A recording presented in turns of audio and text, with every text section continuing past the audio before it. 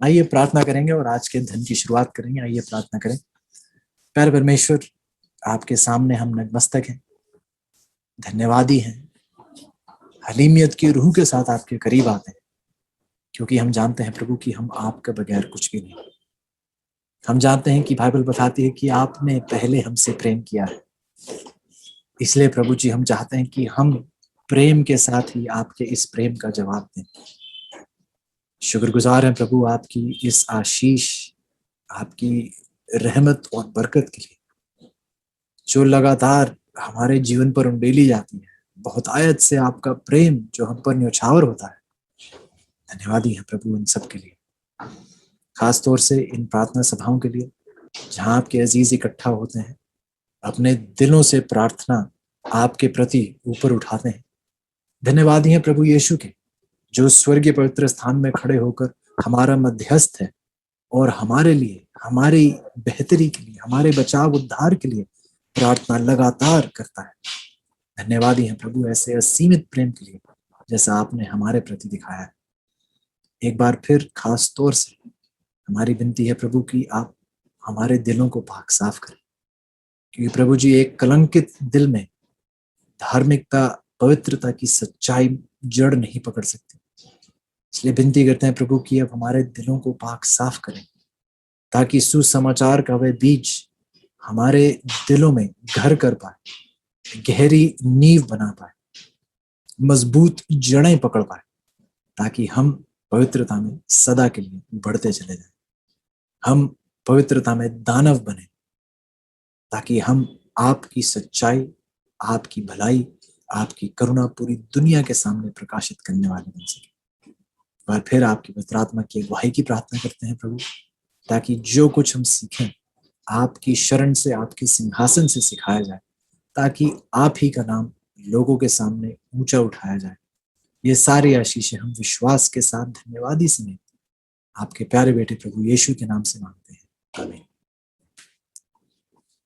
एक बार फिर अजीजों, आप सबका स्वागत है। और एक बार फिर प्रभु ने हमें ये मौका दिया है कि हम प्रभु की सच्चाइयां सीख पाए और उन्हीं के साथ आगे चलने वाले बन पाए।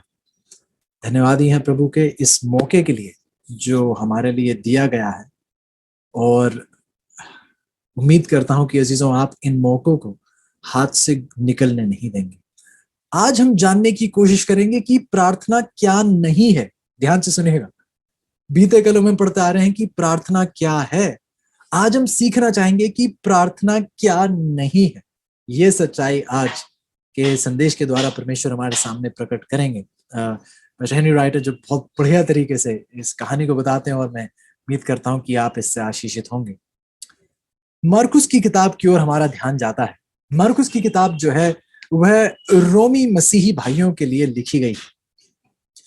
ये रोम एक ऐसी जगह थी जहां पर ताकत का, और जो बलवान थे, जो ऊंचे पदस्थल पर थे, जिनका ऊंचा ओहदा था, इनकी उपासना की जाती थी, इनको लुभाया जाता था। रोम एक ऐसी जगह थी। तो मार्कुस एक ऐसे लोगों को लिख रहा है जो ये मानते हैं कि रोम और रोम की सेनाएं, इन्हें तो कोई भी नहीं हटा सकता। जो ये सोचते हैं कि रोम के द्वारा ही, कि रोमी होना ही जो है हमें साहस और ताकत और परिश्रम देता है। ऐसे लोग जो अपने रोमी होने पर बहुत घमंड करते हैं।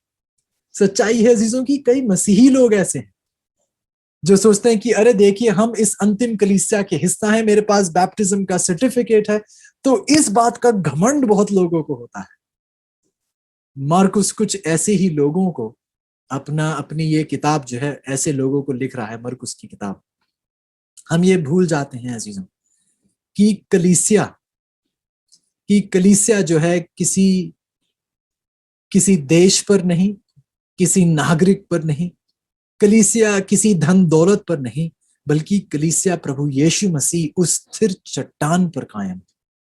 कलीसिया इस सच्चाई पर कायम है, और प्रभु चाहते हैं कि हम अपने जीवन को परखें।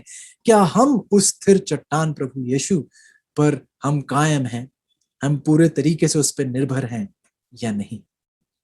मरकुस की किताब बहुत ही बेहतरीन है, और हम देखते हैं कि मरकुस की किताब में कई सारे हादसे होते हैं। चौथा अध्याय यदि आप देखें मरकुस का, तो समुद्र में एक तूफान आ रहा है, प्रभु उसको कैसे शांत कर देते हैं। मरकुस की 5 में हमें पता चलता है कि जब वह तट पर पहुंचते हैं तो एक व्यक्ति है जिसमें जिसमें जो है दुष्ट आत्माएं भरी हुई हैं। हम देखते हैं कि एक एक एक महिला भी जो है जो पीड़ित हैं किसी बीमारी से। और फिर हम एक और कहानी देखते हैं जिस पर आज हम अपना ध्यान लेकर जाना चाहेंगे। प्रभु चाहते हैं कि हम बहुत ध्यान से गौर करें कि प्रभु हमें क्या सिखाना चाह रहे हैं, प्रभु हमें किस सच्चाई को बताना चाह रहे हैं। और खास तौर से आज हमारा विषय है कि प्रभु हमें बताना चाहते हैं कि प्रार्थना क्या नहीं, ये प्रभु आज हमें सिखाना चाहते हैं। शुरुआत करेंगे मरकुस की 5 से, मरकुस की 5। और मैं चाहूंगा कि आप मेरे साथ मरकुस की 5 में जाइएगा और एक बहुत ही अहम भाग उसका हम देखेंगे। मरकुस की 5, और मैं चाहूंगा कि आप मेरे साथ इसके 21 आयत से देखना शुरू करें। मरकुस की 5 है और उसकी 21 कुछ इस प्रकार कहती है, जब यीशु फिर नाव से पार गया तो एक बड़ी भीड़ उसके पास इकट्ठी हो गई और वह झील के किनारे था। 22 आयत कहती है, और याईर नाम, मार्क 5:21-22, मार्कुस की 5 की 21 और 22, बाइबल कहती है, और याईर नाम, अंग्रेजी में उसका नाम जायरस है, याईर नाम आराधनालय के सरदारों में से एक आया और उसे देखकर उसके पांव पर गिरा। बहुत ध्यान से सुनिए, बाइबल बताती है कि यीशु नाव में सवार होकर पार गए और जब वह पार पहुंचे तो एक बड़ी भीड़ इकट्ठी हुई हुई थी।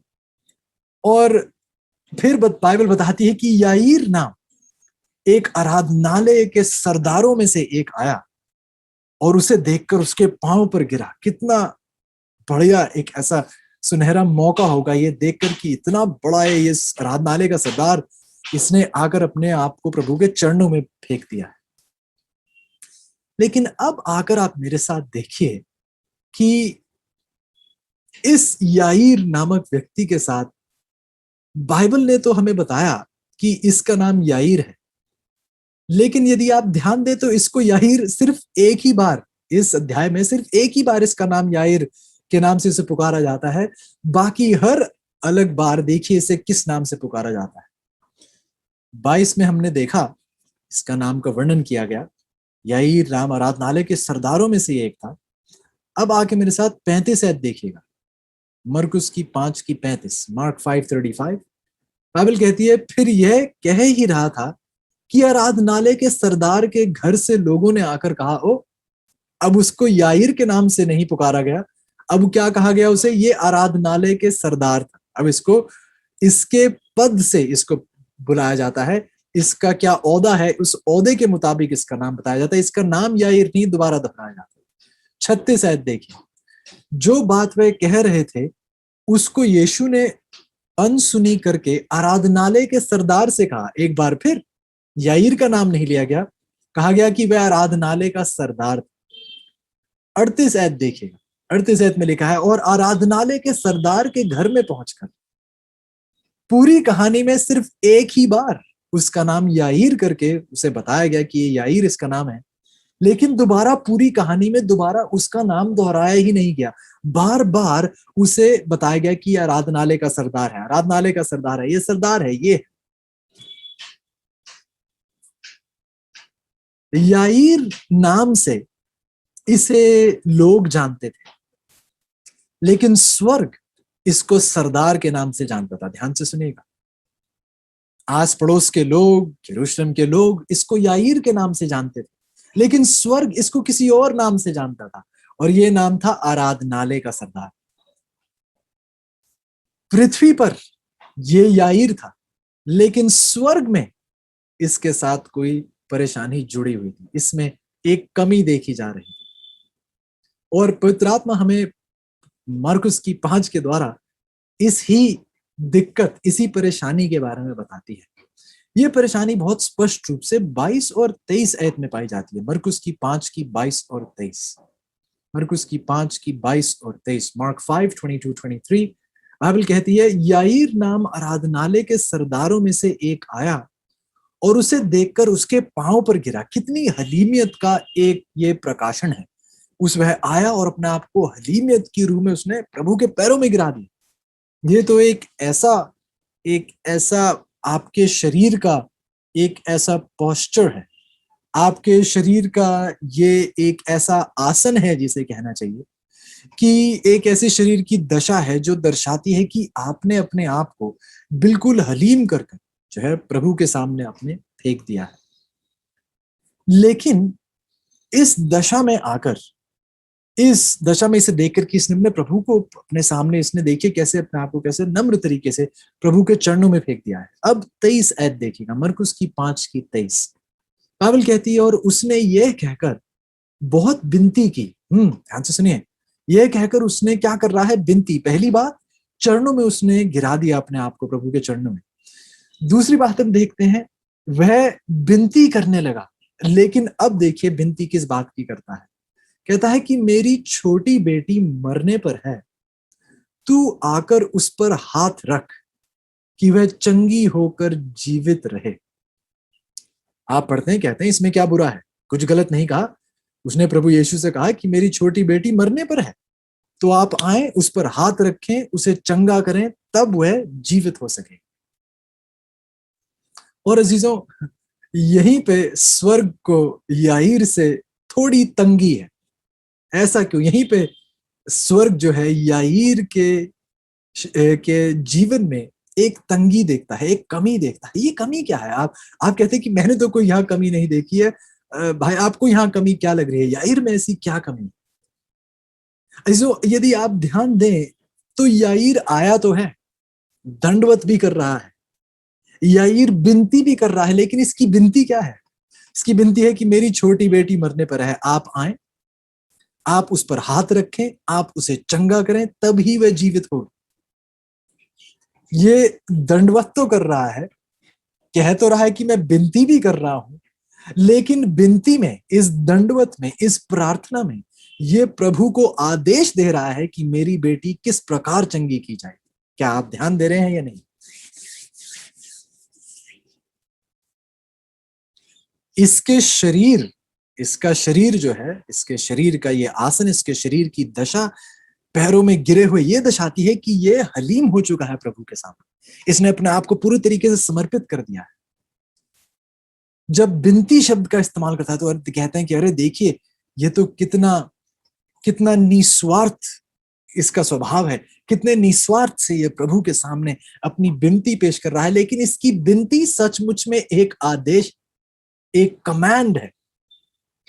और ये आदेश दे रहा है कि पहले तो आप मेरे घर आए, फिर आपको मेरी बेटी के ऊपर हाथ रखना पड़ेगा, फिर आपको उसे चंगा करना पड़ेगा। तभी, अगर आप मेरी बेटी को जीवित करना चाहते हैं तो प्रभु यीशु आपको ऐसा ऐसा ऐसा करना पड़ेगा, तभी जाकर मेरी बेटी जो है चंगी हो पाएगी।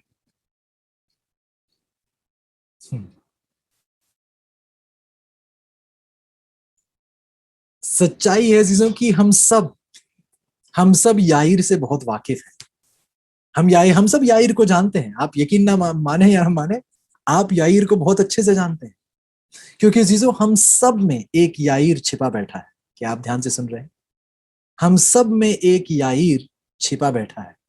एक ऐसा याईर जो घुटनों के बल तो आता है प्रार्थना में, प्रार्थना सभाओं में भी जुड़ता है, लेकिन प्रार्थना सभा में जुड़ने पर प्रभु को आदेश देता है, प्रभु पर हुक्म चलाता है। प्रभु की सुनने के लिए नहीं आया, प्रभु को अपनी सुनाने के लिए आया है। क्या आप सुन रहे हैं या नहीं? आपको याद होगा, मत्ती की 8:8 में जाइएगा। इसी के साथ तुलना में देखते हैं, मत्ती की 8:8 में एक और व्यक्ति है जिसका जिक्र किया जाता है। मत्ती की 8:8 में देखिए बाइबल किस प्रकार कहती है। थोड़ा और संदर्भ के लिए देखते हैं। 5वीं आयत से, मत्ती की 8:5 में लिखा है, और जब वह कफरनहूम में आया तो एक सूबेदार ने, ये भी एक ऊंचे ओहदे का व्यक्ति है, अंग्रेजी में सेंचुरियन कहा जाता है, मैथ्यू 8:5। जब वह कफरनहूम में आया तो एक सूबेदार ने उसके पास आकर उससे विनती की कि हे प्रभु, मेरा सेवक घर में झोले का मारा बहुत दुखी पड़ा है। उसने उनसे कहा, मैं आकर उसे चंगा करूंगा। ध्यान दीजिए, याईर की तुलना में याईर कहता है कि आप आइए, आप ऐसा कीजिए, ऐसा कीजिए, ऐसे कीजिए, तब जाके मेरी बेटी जो चंगी हो पाएगी, जीवित हो पाएगी। यहाँ प्रभु खुद कहते हैं कि मैं जाकर उसे चंगा करता हूँ। जो आपका सेवक बीमार पड़ा है, मैं जाकर उसे चंगा करता हूँ। लेकिन सूबेदार का उत्तर देखिए मत्ती की 8 में, कहता है, हे प्रभु, मैं इस योग्य नहीं कि आप मेरी इस छत के तले आए, पर केवल मुख से कह दें तो मेरा सेवक चंगा हो जाएगा। क्यों? क्योंकि मैं भी पराधीन मनुष्य हूं और सिपाही मेरे हाथ में है, और जब एक से कहता हूं जा तो वह जाता है, दूसरे को कि आ तो वह आता है, और अपने दास से कहता हूं कि यह कर तो वह करता है। यह सुनकर यीशु ने अचंभा किया और जो उसके पीछे आ रहे थे उनसे कहा, मैं तुमसे सच कहता हूं कि मैंने इस्राएल में भी ऐसा विश्वास नहीं पाया। कौन था ये व्यक्ति? ये अन्य जाति का था, रोमी था, रोमी सूबेदार था, रोमी सेना में एक सूबेदार था। लेकिन ये सूबेदार जब यीशु पर आया, इतना विश्वास रखते हुए आया, इसने कुछ नहीं कहा, प्रभु आपको ना घर आने की जरूरत है, ना आपको किसी पर हाथ रखने की जरूरत है। आप यदि एक अच्छा विचार भी सोच लें उसके प्रति तो बहुत कुछ हो सकता है। और प्रभु यीशु ने खुद ही कहा, उस अन्य जाति के उस लोग कहेंगे कि ये तो अविश्वासी है, लेकिन प्रभु ने इस अविश्वासी, जिसे आप इसे विश्वासी ही करार क्यों ना करें, हम इसे विश्वासी कहते हैं, प्रभु यीशु इसे विश्वासी मानते हैं। और प्रभु यीशु कहता है कि मैंने ऐसा विश्वास इस्राएल में भी नहीं पाया, इस्राएल में भी नहीं पाया।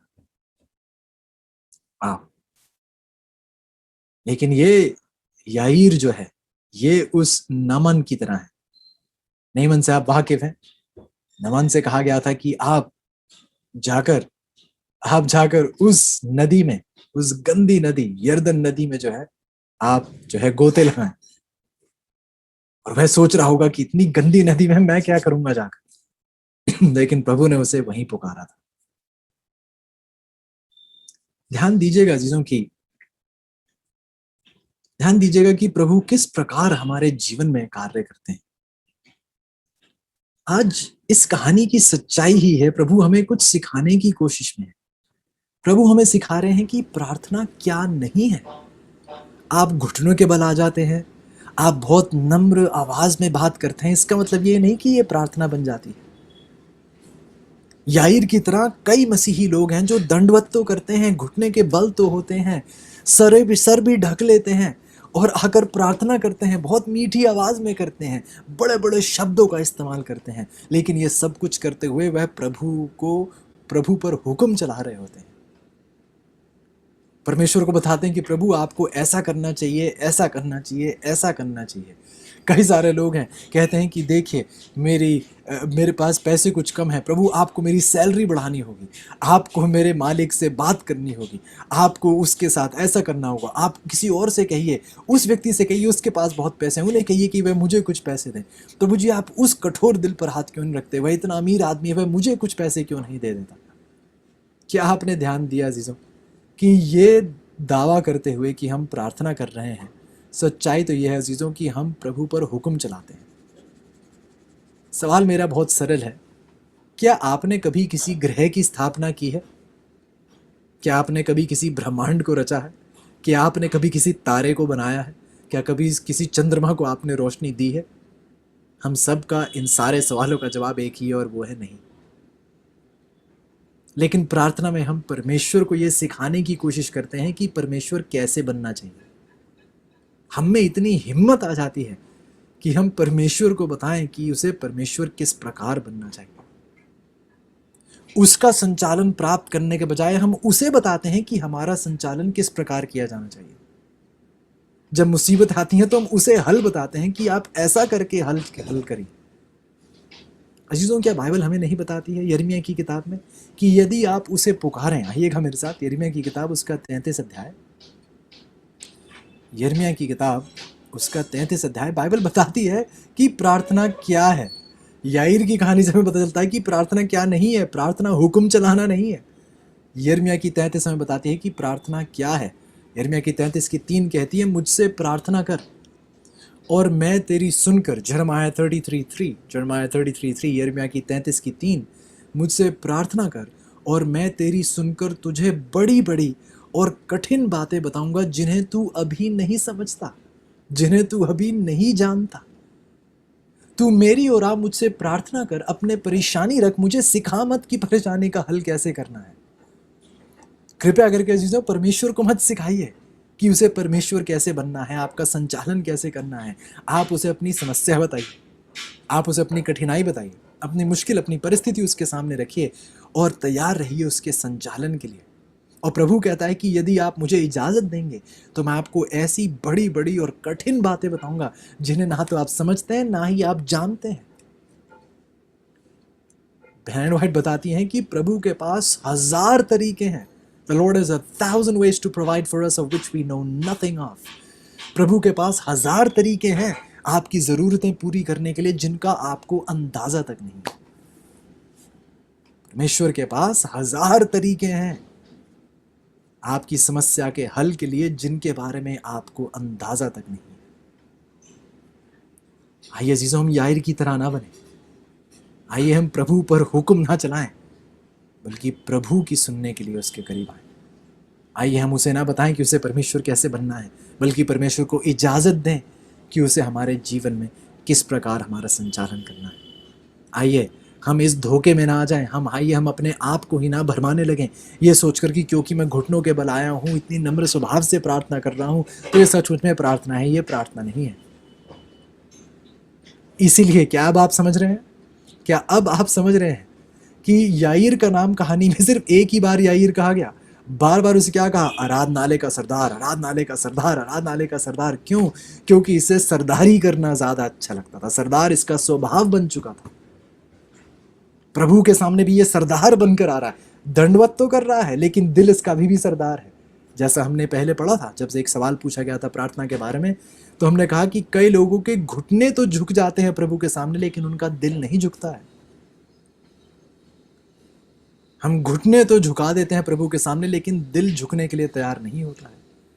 तो कोई मायने नहीं रखता आपका घुटने झुकाना प्रभु के सामने यदि आपका दिल उसके सामने झुकने के लिए, हलीम होने के लिए, नम्र होने के लिए तैयार नहीं। प्रार्थना सरदारी के लिए नहीं है, प्रार्थना हुक्म चलाने के लिए नहीं है, प्रार्थना प्रभु को अपने जीवन में प्राप्त करने के लिए। प्रभु यही सच्चाई हमें याईर की कहानी के द्वारा बताना चाहते हैं। वाह! यदि आप आगे देखें तो बाइबल बहुत ही बढ़िया तरीके से, मरकुस की 5 में मेरे साथ दोबारा जाइएगा, 22 और 23 में हमने देखा कि वह कैसे प्रभु को बता रहा है कि उसे कैसे आकर चंगाई देनी चाहिए। उसकी तुलना में उस सूबेदार को देखिए जिसने कहा आपको तो आने तक की ज़रूरत नहीं है, इतने विश्वास से आपको कहीं आने की ज़रूरत नहीं है, यदि आप वो आदेश दे दें तो सब कुछ पूरा हो जाएगा। 24 आयत देखिए, मरकुस की 5 की 24, मार्क 5:24 बाइबल कहती है, तो वह उसके साथ चला। प्रभु यीशु ने कुछ नहीं कहा। प्रभु यीशु ने उसने जब ऐसे प्रस्ताव रखा, प्रभु यीशु ने उसे ना ही डांटा ना उसे कुछ कहा। और सचमुच में प्रभु यीशु जैसा उनका स्वभाव है बहुत ही अचंभित है, किस प्रकार से वह सहनशील है, नम्र है, बहुत ही अद्भुत दृश्य है। 24 आयत कहती है, तब वह उसके साथ चला और बड़ी भीड़ उसके पीछे हो ली, यहाँ तक कि लोग उस पर गिरे पड़ते थे। तो देखिए वह कैसे लोगों से घिरा हुआ था। लेकिन फिर हम देखते हैं कि यहाँ पर हमें बताया जाता है, 25 आयत देखिएगा, एक स्त्री जिसको 12 वर्ष से लहू बहने का रोग था। यहाँ पर एक बहुत ही बढ़िया, एक दिलचस्पी से ये दो कहानियाँ एक दूसरे के साथ जुड़ जाती हैं। याईर की जो बेटी है उसकी उम्र, उसकी आयु 12 वर्ष की है। यहाँ पर एक स्त्री है जो 12 वर्ष से उसका लहू जो था बह रहा था। बहुत ही अचंभित करने वाली कहानी है। ये दो महिलाएं कैसे एक दूसरे से जुड़ी हुई हैं। एक 12 वर्ष की है याईर की बेटी, और एक महिला जो है 12 वर्ष से जो है उनमें से लहू बहने का उन्हें एक रोग था। यदि आप डिजायर ऑफ एजेस, युगों की आशा, यदि आप किताब देखें तो उसमें बताया जाता है कि अब प्रभु यीशु याईर के साथ चल रहे थे, लेकिन चलते चलते प्रभु यीशु ने अपना रास्ता बदल दिया। प्रभु यीशु ने अपना रास्ता बदल दिया। क्यों? क्योंकि ये जो बेटी थी, जो 12 वर्ष से लहू बहने का इसे रोग था, इसके बारे में देखिए कि 26 आयत में क्या लिखा है। मरकुस की 5:26, मार्क 5:26 बाइबल कहती है, जिसने बहुत वैद्यों से बड़ा दुख उठाया और अपना सब माल व्यय करने पर भी कुछ लाभ ना उठाया, परंतु और भी रोगी हो गई। यीशु की चर्चा सुनकर भीड़ में उसके पीछे से आई और उसके वस्त्र को छू लिया। इसकी दशा देखिए, कितनी कमजोर थी, इतना लहू इसमें से बह चुका था। आप जानते हैं, जब लहू निकल जाए, यहू लहू ही जीवन है, बाइबल कहती है। जब उसका लहू इतना बह चुका था, वह कितनी कमजोर हो चुकी थी। तो आप इसे देखते हैं कि जमीन पे कैसे रेंगती हुई, इसके पास इतनी ताकत भी नहीं थी कि ये प्रभु के पास आए। इसलिए युगों की आशा में हमें बताया जाता है कि प्रभु यीशु जो याईर के साथ उसके बेटी की ओर जा रहे थे, वह अचानक से ही उन्होंने अपना रास्ता मोड़ लिया। याईर के घर की ओर जाते हुए उन्होंने अपना रास्ता मोड़ लिया। और याईर का आप सोचिए कितना अचंभित, कितना हैरान परेशान हुआ होगा कि अरे आप कहाँ जा रहे हैं, मेरा घर इस तरफ है। लेकिन प्रभु यीशु उस दिशा में जाने लगे जिस दिशा में ये स्त्री थी, क्योंकि प्रभु यीशु ने देखा कि याईर की बेटी के पास पहुंचाने तक तो इनके याईर है जो मुझे अपने घर तक ले जाएगा, लेकिन इस स्त्री के पास ऐसा कोई नहीं है जो मुझे पुकार कर इसके पास ले जाए। प्रभु यीशु ने उसकी स्थिति को देखा और अपने कदम उसकी ओर मोड़ लिए। इसलिए यही आपके और मेरे जीवन की सच्चाई है। कई लोग हैं जिनका संचालन किया जा सकता है, कई लोग हैं जिनको सच्चाई प्रकट की जाती है, कई लोगों के सामने सुसमाचार पेश किया जाता है, लेकिन फिर कई ऐसे लोग हैं जिनको बताने वाला कोई नहीं है। कई ऐसे लोग हैं जो आप ही के पड़ोसी हैं और आप ही उन्हें बताने के लिए, सच्चाई बताने के लिए तैयार नहीं। प्रभु यहाँ बताता है कि जो कमजोर हैं, जिन्हें पता नहीं है, प्रभु अपना ही रास्ता उनकी ओर मोड़ लेता है। प्रभु यीशु को पता है कहाँ लोग गिरे हैं, प्रभु यीशु को पता है कि कहाँ लोग रोगी हैं, प्रभु यीशु को पता है कि कहाँ लोग अविश्वासी हैं, प्रभु यीशु को पता है कि कहाँ लोग पस हिम्मत हैं, प्रभु यीशु को पता है कहाँ लोग निराश, उदास और परेशान हैं। यदि आज आप ऐसी स्थिति में हैं, इतने कमज़ोर हैं, तो प्रभु ने अपना रास्ता आपकी ओर मोड़ रखा है। प्रभु आप ही की ओर आ रहे हैं, क्योंकि उन्हें पता है कि आप कमज़ोर हैं, बहुत परेशान हैं, बहुत दुख के दबाव के तले दबे हुए हैं। और प्रभु आते हैं और याईर को एक सबक मिल रहा है। याईर को ये सबक प्राप्त हो रहा है कि याईर, आप इकलौती परेशानी नहीं है इस दुनिया में। याईर, उस सरदार को एक सबक सिखाया जा रहा है। इस महिला के पास जाने में भी, जो 12 वर्षों से इसको लहू बहने का रोग था, इसके पास जाने के द्वारा भी प्रभु यीशु याईर कुछ सिखाने की कोशिश में है कि याईर, आप इकलौते नहीं हैं जिन्हें परेशानियां हैं। याईर, और भी लोग हैं जिनको प्रभु की ज़रूरत है। याईर, आप इकलौते नहीं हैं, जब हुक्म दिया वैसी हो जाएगा। प्रभु आपका नौकर नहीं है। प्रभु को पता है कि इस पूरे ब्रह्मांड का संचालन किस प्रकार किया जाना चाहिए। तो प्रभु उस महिला के पास गए, महिला से बात करने लगे। आप कहानी से बहुत अच्छे से वाकिफ़ हैं। वह महिला को जब उसने विश्वास से उसके बस उस कपड़े के कोने को ही छुआ, तो हम देखते हैं कि उसको चंगाई प्रदान हुई। जब ये सब बातें हुई, हम देखते हैं 35 आयत में, मरकुस की 5:35, ध्यान से सुनिए। मार्क 5:35, मरकुस की 5:35 बाइबल कहती है, वह यह कह ही रहा था कि आराधनालय के सरदार के घर से लोगों ने आकर कहा कि तेरी बेटी तो मर गई, अब गुरु को क्यों दुख देता है। लोग आए याईर के घर से और याईर को कहने लगे, आप क्यों प्रभु को सता रहे हैं, अब आपकी बेटी तो क्या हो चुकी है, अब मर चुकी है। वाह। तो 36 आयत हमें बताती है, मरकुस की 5:36, मार्क 5:36, जो बात वे कह रहे थे उसको यीशु ने अनसुनी करके आराधनालय के सरदार से कहा, मत डर, केवल विश्वास रख। मत डर, केवल विश्वास रख। वाह। अजीजों, मैं चाहता हूं कि आप याईर के स्वभाव को समझें। याईर पहली बात तो परमेश्वर को आदेश देता है, और जब देखता है कि उसने आदेश के मुताबिक नहीं किया है, उसने कहा कि घर चलिए, वो तो कहीं और मुड़ गया। याईर, जब उसे अब ये पता चलता है कि अरे मेरी बेटी तो मर चुकी है, अब प्रभु क्या कर सकेंगे, अब प्रभु क्या कर सकते हैं, निराश हो गया था, पसहिम्मत हो गया था। शायद जिस जल्दी में था उसने जल्दी भी छोड़ दी, अब तो मर गई, अब प्रभु यीशु क्या कर सकते हैं। याईर की तरह ही हम में भी ये कमजोरी है। याईर में भी कमजोरी थी। याईर जानता था मेरे में कमजोरी थी, लेकिन उसे अपनी कमजोरी की सही अहमियत, उसे अपनी कमजोरी का सही मूल नहीं पता था। उसे पता नहीं था कि उसकी कमजोरी कितनी कमजोर है। उसे यह नहीं पता था। उसको ये नहीं पता था कि उसकी कमजोरी कितनी कमजोर है। और प्रभु यीशु चाहते हैं कि आज याईर की तरह हम अपनी कमजोरियों को देखकर निराश ना हो, हम अपने अविश्वास को देखकर निराश ना हो। कई बार अजीज सच्चाई तो यह है कि प्रभु यीशु चाहते हैं, कई बार वह इजाजत देते हैं कुछ ऐसे हादसों की जो हमारे जीवन में होते हैं, जिनके द्वारा प्रभु चाहते हैं हमें इस बात का एहसास हो कि इस मुसीबत से मुझे और कोई नहीं बचा सकता। प्रभु चाहते हैं कि हमारे जीवन में ऐसी परिस्थितियां आएं जो हमें हमारी कमजोरी का एहसास दिलाएं, हमें हमारी कमजोरी का एहसास दिलाएं कि मैं कितना कमजोर हूं, कितना टूटा हुआ हूं, कितना बिखरा हुआ हूं। क्योंकि अजीजों, जब तक हम इस बात का एहसास नहीं कर पाएंगे कि हम कितने कमजोर हैं, तब तक हम परमेश्वर के द्वारा सामर्थ्य नहीं प्राप्त कर पाएंगे। आपको याद होगा कि शुरुआत में तो मैं घुटनों के बल आया और अपनी बीमार बेटी के लिए प्रार्थना कर रहा था, और अब जब उसकी बेटी जो थी उन्होंने कहा कि वह मर चुकी है, तो उसने ही वह ये सोचने लगा कि अब प्रभु यीशु की क्या जरूरत है। अब उसने कुछ नहीं कहा। जब घर से पैगाम आया कि आपकी बेटी अब मर चुकी है, तो याईर प्रभु के मुड़ के यह नहीं उसने कहा कि प्रभु मैं जानता हूं कि आप उसे मृत्यु से भी दोबारा जिला सकते हैं, बल्कि वह निराश हो गया। उसने कुछ नहीं कहा, मुंह बंद हो गया उसका।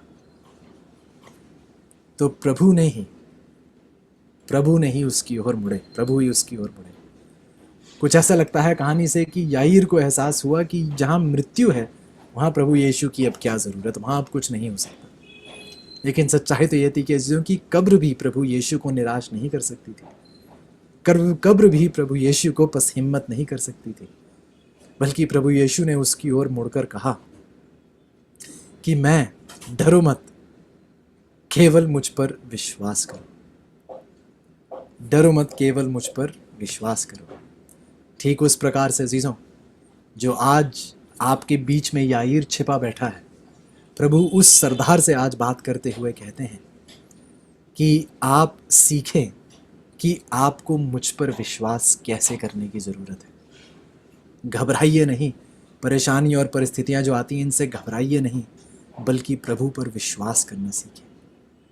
इस प्रकार हमें प्रभु की ओर आने की ज़रूरत है। हमें आने की ज़रूरत है इस बात पर विश्वास करते हुए कि प्रभु किस प्रकार से चंगाई प्रदान करेंगे। क्या आपने यहाँ देखा, प्रभु ने उसे यह नहीं बताया कि मैं अब क्या करने वाला हूँ। प्रभु ने याईर को यह नहीं कहा कि अरे विश्वास कीजिए, मैं ऐसा करूँगा, ऐसा करूँगा और ऐसा करूँगा और आपकी बेटी ठीक हो जाएगी। प्रभु ने कहा, याईर डरो मत, केवल विश्वास रखो। ऐसा जब आप प्रार्थना में आते हैं तो सच्चाई ये है कि कई बार प्रभु आपको यह नहीं बताएंगे कि अब मैं ऐसा चमत्कार करूंगा, ऐसा चमत्कार करूंगा, ऐसा करूंगा और सब ठीक हो जाएगा। लेकिन प्रभु कहते हैं जब आप प्रार्थना में आए तो विश्वास करें। प्रार्थना में आकर ये मत पूछिए आप ये ठीक कैसे करेंगे, ये ठीक कैसे करेंगे, ये ठीक कैसे करेंगे। प्रार्थना ये नहीं है। आज का विषय क्या है? प्रार्थना क्या नहीं है। प्रार्थना हुक्म चलाना नहीं है। प्रार्थना परमेश्वर को आदेश देना नहीं है। प्रार्थना उससे ये जानने के लिए नहीं है कि क्या क्या क्या क्या कैसे कैसे होगा। प्रार्थना विश्वास का जरिया है। विश्वास करें जब प्रार्थना में आए, और ध्यान रखें कि प्रभु सब कुछ करने के योग्य हैं। प्रभु सब कुछ करने के योग्य हैं। आगे जाके देखिएगा 38 आयत में, 38 और 39 में देखिए क्या लिखा है। मरकुस की 5 की 38 और 39, मार्क 5:38-39। आराधनालय के सरदार के घर में पहुंचकर उसने लोगों को बहुत रोते और चिल्लाते देखा। तब उसने भीतर जाकर उससे कहा, तुम क्यों हल्ला मचाते और रोते हो? लड़की मरी नहीं है परंतु सो रही है। लड़की मरी नहीं है परंतु सो रही है। क्या आप ध्यान दे रहे हैं प्रभु ने क्या कहा? और मैं तो बल्कि सोचता हूँ प्रभु ने जानबूझ के ऐसा कहा। प्रभु ने समझा देते कि नहीं ऐसा नहीं है, अभी मैं कुछ ऐसा करूंगा, वैसा करूंगा, जीवित हुई। प्रभु ने कहा ये तो सो रही है। ऐसी सच्चाई है कि जब प्रभु कुछ ऐसी बातें कह देते हैं जिन पर विश्वास ही नहीं किया जा सकता, अद्भुत बातें कह देते हैं, तो क्या आप तब भी उस पर विश्वास करते हैं? जब प्रभु आपसे कुछ ऐसा करने के लिए कहते हैं जो बिल्कुल ही अद्भुत आश्चर्यचकित कोई बात, जो और कोई सोचता ही नहीं है और कोई कुछ करता ही नहीं है, आप कैसे कह रहे हैं? सब कह रहे हैं मर चुके हैं, आप कह रहे हैं कि सो रही है। आप कैसी बातें कर रहे हैं? मजाक उड़वाएंगे क्या मेरा दुनिया के सामने? यदि मैं ये कहने लगूं जो पूरी दुनिया उसके बरखिलाफ है, आप मुझे कुछ ऐसा कहने के लिए कह रहे हैं जिस पर पूरी दुनिया विश्वास नहीं करती। आप मुझे कुछ ऐसा कह रहे हैं जो हमारा समाज मानता ही नहीं है। लोग कह रहे हैं कि मर चुकी, आप कह रहे हैं वो सो रहे हैं। मैं ऐसा कैसे कह दूं? क्या आप, जब प्रभु आपसे कुछ ऐसा अद्भुत करने के लिए कहते हैं, क्या तब भी आप उस पर विश्वास करते हैं? क्या आप प्रार्थना में आते हैं? जब प्रभु आपसे ऐसी ऊंची मांग करते हैं, क्या तब भी आप विश्वास से प्रार्थना में आते हैं? या फिर घबरा कर, परेशान होकर, निराश होकर, अरे ऐसा ये तो हो ही नहीं सकता, कोई मानेगा ही नहीं, ऐसी बातें सोचकर आप भाग तो नहीं जाते? याईर की तरह आप चुप्पी तो नहीं साध लेते? याईर के पास कुछ नहीं था कहने के लिए। अब तो मर चुकी, अब यीशु क्या कर लेगा? सच्चाई तो यह है चीज़ों की, कई सारे लोग यहाँ पर आज बस हिम्मत है। हाँ, आप प्रार्थना सभा में जुड़े हुए हैं, हाँ आपके चेहरों पर मुस्कान है, लेकिन बहुत से लोग हमारे बीच हैं जो बहुत पसहिम्मत और निराश हैं, बहुत पसहिम्मत और निराश हैं। इससे पहले अजीज़ों की हम सामर्थ प्राप्त कर पाएँ, हमें कमज़ोरी का सामना करना है, हमें उस कमज़ोरी का एहसास करना है। इससे पहले कि हम प्रभु की उस सामर्थ का एहसास कर पाएँ, हम में उस सरदार की मृत्यु होनी चाहिए। तभी जाकर प्रभु का वचन, उसके पवित्र आत्मा हमारे दिलों पर एक कब्जा कर पाएगी। हम कमज़ोरी हैं, परमेश्वर सामर्थ है। हम बिल्कुल काबिल नहीं हैं, लेकिन परमेश्वर बिल्कुल काबिल है। हम सवाल हैं और परमेश्वर जवाब है। हम सवाल हैं, परमेश्वर जवाब है। यदि आप 41 आयत में देखें, मरकुस की 5:41, तो बाइबल कहती है, लड़की का हाथ पकड़कर उससे कहा, तलीता कूमी, जिसका अर्थ ये है कि हे लड़की, मैं तुझसे कहता हूँ उठ। और लड़की तुरंत उठकर चलने फिरने लगी, क्योंकि वह 12 वर्ष की थी, और उस पर लोग बहुत चकित हो गए। फिर उसने उन्हें चिताकर आज्ञा दी कि यह बातें कोई जानने ना पाए, और कहा कि उसे कुछ खाने को दिया जाए, उसे कुछ खाने को दिया जाए। यदि आप याईर की जगह होते तो अब आप क्या करते? अविश्वास था आपके दिल में कि अब प्रभु क्या कर लेंगे, और जब आप में हिम्मत भी नहीं थी प्रार्थना करने की कि प्रभु आप मेरी बेटी को बचा लीजिए, तब भी प्रभु यीशु ने एक ऐसा चमत्कार किया जिससे याईर खुद बिल्कुल अचंभित हो चुका था। ऐसो याईर की तरह ही हम सब में एक याईर जैसी परेशानी है, एक याईर जैसी दिक्कत हम सब में है, एक याईर हम सब में छिपा बैठा है। और सच्चाई यह है चीज़ों की, सब कुछ अपनी जगह नहीं है, क्योंकि यही आज हमारी परेशानी है। हमारे जीवन उस मार्ग पर नहीं है, उस तौर तरीके में नहीं है जैसा उसे होना चाहिए, क्योंकि यही परेशानी है। परेशानी यह है कि हमें सरदारी करनी आती है, प्रार्थना करनी नहीं आती। हुक्म चलाना आता है, हुक्म स्वीकारना नहीं आता। हमें आदेश देना आता है, उसके आदेशों का पालन करना नहीं आता। आइए अजीजों, हम प्रार्थना करना सीखें, सरदारी नहीं। आइए हम उसके आदेशों का पालन करना सीखें, उसको आदेश देना नहीं। आइए हम सच्चे दिल से घुटने ही ना झुकाएं, अपने दिलों को झुकाकर उसके सामने रखें। प्रार्थना ये सब चीज़ें नहीं है। प्रार्थना विश्वास के साथ उसके करीब आना है, प्रार्थना उस पर विश्वास करना है। और जब आपकी निराशा आए, आपके जीवन में परेशानियां आए, तो उस पर अपना विश्वास मत छोड़ दीजिए। जब मुश्किलें, कठिनाई और आपको लगे कि अब परमेश्वर भी क्या कर सकता है, विश्वास रखें, डरे नहीं। प्रभु आपके लिए बहुत कुछ करने के योग्य है। वह आपको बहुत बड़ी बड़ी बातें सिखाएगा जिनके बारे में आपको पता भी नहीं है और जिनसे आप पूरे तरीके से अज्ञात हैं। एक बार फिर प्रभु की ओर देखिएगा अजीजों, प्रभु बहुत कुछ आपके जीवन में करना चाहते हैं। आइए याईर की कहानी के द्वारा हम सीखें कि हमें प्रभु के सामने सच्चे दिल से नतमस्तक होने का मतलब क्या है। यदि आपकी इच्छा है तो आपसे विनती करूंगा कि आइए घुटनों के बल मेरे साथ जुड़िएगा। यदि आज आप सरदारी करना छोड़ना चाहते हैं और प्रभु की ओर अपनी नजर बढ़ाना चाहते हैं, तो घुटनों के बल आइएगा, प्रार्थना में जुड़ेंगे। आइए प्रार्थना। प्यारे परमेश्वर, बहुत शुक्रगुजार है इस मौके के लिए, इस खास, इस अहम कहानी के लिए, याईर के उदाहरण के लिए। और याईर का जीवन एक चेतावनी है हम सबके लिए, क्योंकि प्रभु हम सब में एक याईर, एक सरदार छिपा बैठा है जो बार बार आप पर हुक्म चलाना चाहता है, आपको बताता है। प्रभु, हमारे में इतनी हिम्मत भी कहां से आती है कि हम आपको बताएं कि प्रभु कैसे बनना है, हमारा मार्गदर्शन कैसे करना है, समस्याओं का हल कैसे निकालना है। हम कौन है प्रभु? हमें हलीम कीजिएगा प्रभु जी, नम्र स्वभाव दीजिएगा, सच्चे दिल से। हम सिर्फ घुटने ही ना आपके सामने झुकाएं, हम अपने दिलों को, अपने जीवन को झुकाकर आपके सामने रखें। आइए अपने चीजों का आज आप हौसला बढ़ाइएगा। जो निराश है अपनी परेशानियों को देखकर, उनका ध्यान प्रभु की ओर ले जाइएगा और याद दिलाइएगा कि प्रभु सर्वशक्तिमान, चमत्कारी, जीवित परमेश्वर। धन्यवादी हैं प्रभु इस आशीष के लिए, प्रार्थना की सच्चाई के लिए। आइए हमें सिखाइए, लगातार निरंतर सिखाते चले जाइए कि प्रार्थना क्या है और प्रार्थना क्या नहीं है। आपके नाम की महिमा सदा हो।